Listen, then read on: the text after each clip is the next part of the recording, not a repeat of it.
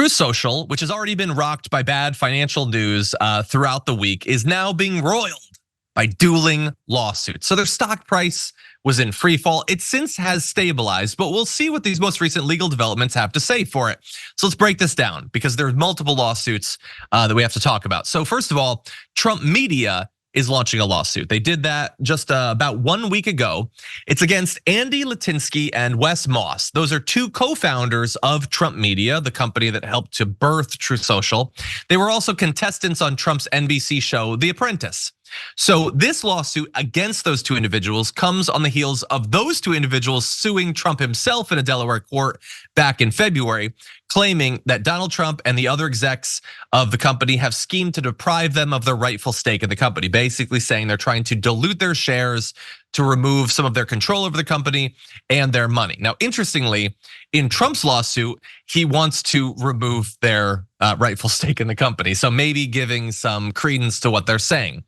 So basically, the court, they want to force the court to force Litinsky and Moss to return their stake in the company. So the shares that they theoretically have in this company, which is now worth billions of dollars, Trump would like those back once again. Thank you very much. Basically, they were set to receive 8.6 million shares in the new company at the closing price as of yesterday, and it fluctuates, every day quite a bit. That stake is worth about $444 million in the way that stocks are worth things. Objectively, it's worth absolutely nothing because Truth Social is worth nothing. It generates no money, but this is how business works, I guess, for rich people. Before we continue with the story, we depend on members to keep on going. Don't wait. Click join now on YouTube. The lawsuit from Trump alleges that those two individuals made a series of reckless and wasteful decisions when they tried to set up the company that caused significant damage to the company and to the platform, saying that they failed spectacularly at every turn. This was a phenomenal opportunity for them, but they were just riding President Trump's coattails, which I think is how lawsuits are supposed to be worded, right? That's professional stuff right there. But anyway, saying, without President Trump, Truth Social would have been impossible. So they had a job. They were supposed to set up this governance structure. They didn't do a good job of it. That hurt the company. The only reason it succeeded at all is because of Donald Trump. So they shouldn't get their shares. And I want to turn it over to you, Sharon. I don't know to what extent they failed to do the stuff that's laid out there. They kind of have a point, though, in the Trump lawsuit that without Trump, it wouldn't be literally anything. I mean, it's barely anything with Trump.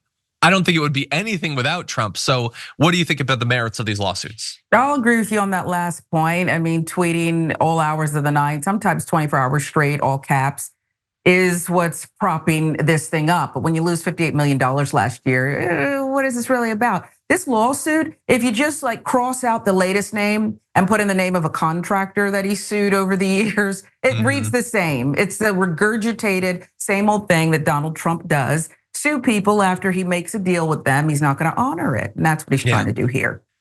That's what it feels like. I mean, it feels like he wants the $444 million. And I get it, if you could have it, you'd want it. But anyway, we're gonna have to see who wins out. Maybe the two cancel out, maybe one wins. Trump is set to make a bunch of money regardless, if things work out the way that he wants them to. He has a little bit less than 60% of Trump Media right now. Maybe he'll get more from them as a result of this. That is worth, as of yesterday, $4 billion. Again, this is all a joke. This has no relationship to reality. We will see what relationship to reality it has in 6 months when he can actually sell and make actual money off this. It's all hypothetical right now. We'll see what the state of the company is in 6 months, though.